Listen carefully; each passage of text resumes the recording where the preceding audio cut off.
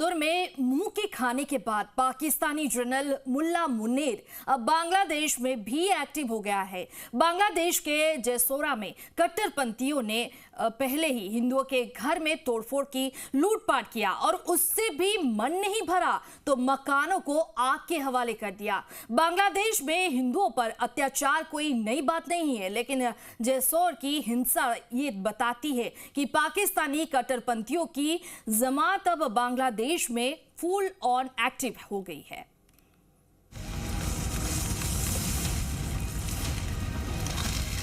धू-धू चलते हिंदुओं के मकान,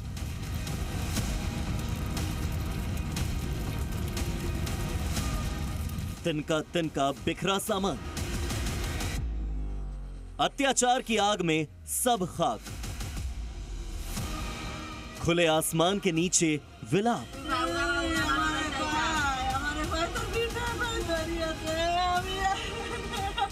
पड़ोसी मुल्क बांग्लादेश के जैसोर जिले के मोशियाहाटी गांव से खून खौला देने वाली तस्वीरें आई हैं।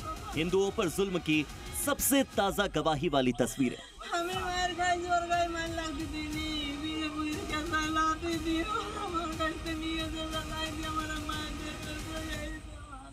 चुन चुन कर कट्टरपंथियों ने हिंदुओं के घरों में तोड़फोड़ की, हिंदुओं से लूटपाट की और जो कुछ बचा सामान उसे आग के हवाले कर दिया। हिंदुओं ने जैसे तैसे भागकर अपनी जान बचाई। कट्टरपंथियों ने हिंदू गांव में नंगा नाच किया।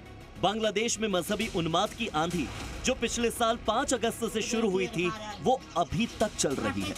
ये पहली तस्वीर नहीं है और न ही आखिरी होने वाली है। पिछले 9 महीनों से जब से मोहम्मद यूनुस सरकार में आए हैं, अल्पसंख्यक हिंदुओं को मारने, जलाने, सताने का खेल लगातार जारी है।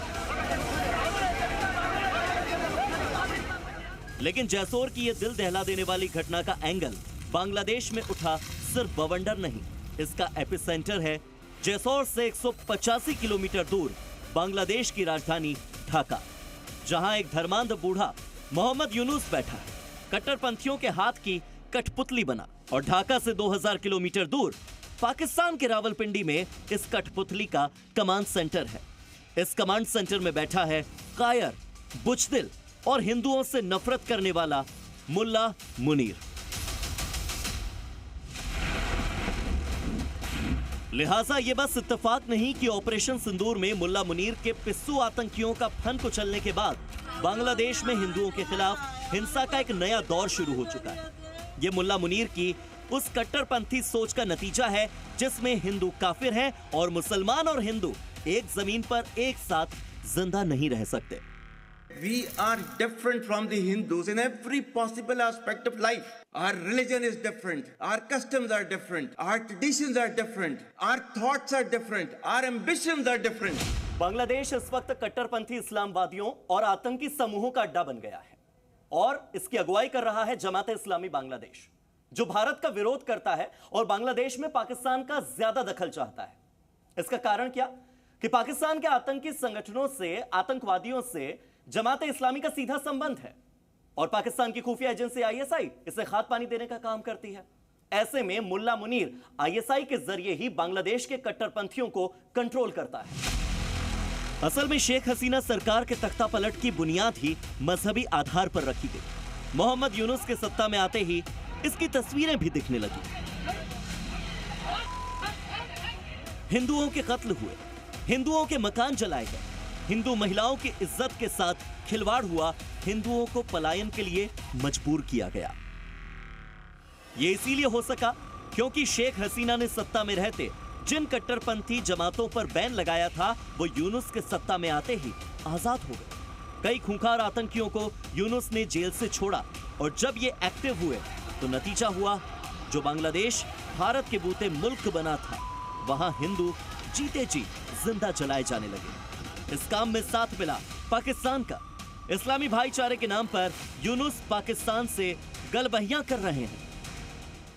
पाकिस्तानी फौज की जुल्म और ज्यादती, उससे बचाने के लिए भारतीय सेना का बलिदान और बांग्लादेश के निर्माण में भारत की ऐतिहासिक भूमिका, यूनुस और उनके मुल्क के कट्टरपंथी इस्लामी ये सब कुछ भूल चुके हैं। और ऐसे में पाकिस्तान को दिख रहा है मौका, क्योंकि ऑपरेशन सिंदूर के बाद मुल्ला मुनीर मुंह के बल गिरा है। और बदले की आग में जलते हुए मुनीर को यह मौका दिख रहा है कि वो अपने देश के आतंकियों को बांग्लादेश में भेजे और बांग्लादेश के हिंदुओं के खिलाफ अत्याचार के लिए उन्हें एक्टिव करें। ऑपरेशन सिंदूर के बाद बांग्लादेश की सत्ता और सियासत की क्रोनोलॉजी देखेंगे तो क्लियर हो जाएगा कि पाकिस्तान किस तरह से बांग्लादेश में नफरती खेल खेल रहा है ताकि इसका असर भारत पर हो। ऑपरेशन सिंदूर के बाद मोहम्मद यूनुस ने इस्तीफा देने की धमकी दी क्योंकि सेना यूनुस के विरोध में उतर आई।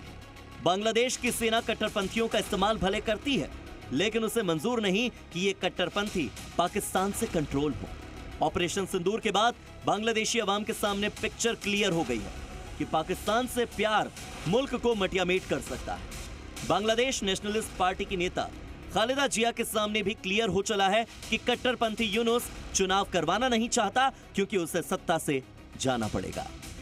तो सत्ता और सियासत की इन सारी परेशानियों का हल यूनुस को कट्टरपंथ दिख रहा है। लिहाजा हिंदुओं के खिलाफ हिंसा का नया दौर शुरू हो गया है और इस दौर में पाकिस्तान पहले से कहीं ज्यादा रोल निभा रहा है क्योंकि डरपोक मौलाना मुनीर कर तो कुछ सकता नहीं, भड़ास निकालने के लिए बांग्लादेश में निरीह अल्पसंख्यक हिंदुओं को केवल टारगेट कर सकता है और वो कर भी रहा है। ब्यूरो रिपोर्ट, जी मीडिया।